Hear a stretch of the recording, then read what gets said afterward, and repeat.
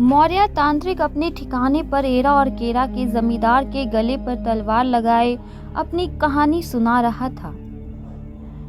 चंडाल मेरी पत्नी कलावती को जमींदार की बीमार पत्नी का साधक बनाने के लिए तैयार हो गया था। तब पहली बार मैंने अपने तंत्र मंत्र शक्ति का उपयोग चंडाल से लड़ने के लिए किया और मैंने चंडाल को अपने शिकंजे में भी ले लिया था। पर छोड़ दो मौर्य उन्हें। अगर तुमने चंडाल को कुछ भी किया तो अपनी पत्नी की जान वापस नहीं ला पाओगे। छोड़ दो उन्हें। और फिर अचानक जमींदार ने मेरी पत्नी के गले को चीर दिया। नहीं कलावती, तुम मुझे छोड़कर नहीं जा सकती। मौर्य, मेरी पत्नी के प्राणों ने उसके शरीर का साथ छोड़ दिया था। वो मर चुकी थी। मेरा पूरा शरीर क्रोध से भर चुका था और फिर मैंने बिना कुछ सोचे समझे चंडाल और जमींदार के आदमियों को तंत्र शक्तियों से मारना शुरू कर दिया। कुछ ही पलों में मैंने वहां मौत की मंडी लगा दी थी। चंडाल और जमींदार के लगभग लोगों की लाशें हवेली का कमरा भर चुका था और फिर क्रोधवश मैंने जमींदार की बीमार पत्नी। नहीं मौर्य, छोड़ दो मेरी पत्नी को, मुझे माफ कर दो। मैंने तुम्हारी पत्नी के साथ गलत किया है। अब इसका कोई मतलब नहीं है जमींदार। मेरी पत्नी तो जा चुकी है और अब बारी तेरी पत्नी की है।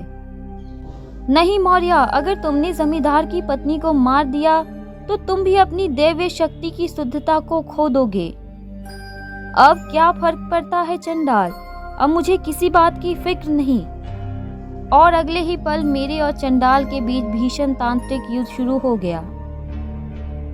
मौर्य, पागल मत बनो। मैं तुम्हारी पत्नी कलावती को फिर से जीवित कर सकता हूँ। ध्यान से देखो, हवन कुंड के चारों ओर रखे उन महादेव के रुद्राक्ष को। इनकी मदद से मैं तुम्हारी पत्नी को फिर से जीवित कर सकता हूँ। एक पल को मैं चंडाल की बात सुनकर प्रसन्न हो गया था और फिर मैंने उसे अपनी पकड़ छोड़ दी। पर वो मेरी सबसे बड़ी भूल निकली। तुमने मुझे अपनी पकड़ से छोड़कर सबसे बड़ी भूल की है मौर्य। अब देखो इन रुद्राक्षों की शक्ति। और अगले ही पल चंडाल ने एक रुद्राक्ष को अभिमंत्रित कर उसके भीतर की एक शक्ति को बाहर निकाला। मेरे सामने एक विशालकाय दानव खड़ा था जो अगले ही पल मुझ पर झपटने के लिए तैयार था और अगले ही पल वो मुझ पर कूद पड़ा।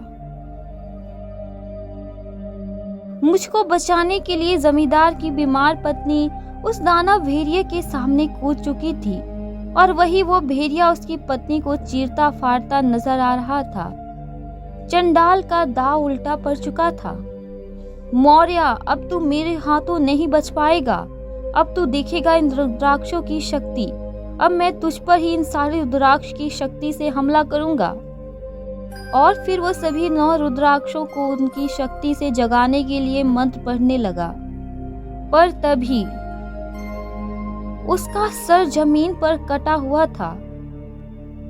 आखिर किसने चंडाल के गले को उसके धड़ से अलग किया था, जानेंगे अगले वीडियो में। कहानी पसंद आ रही है तो वीडियो को लाइक और चैनल को सब्सक्राइब करना ना भूलें।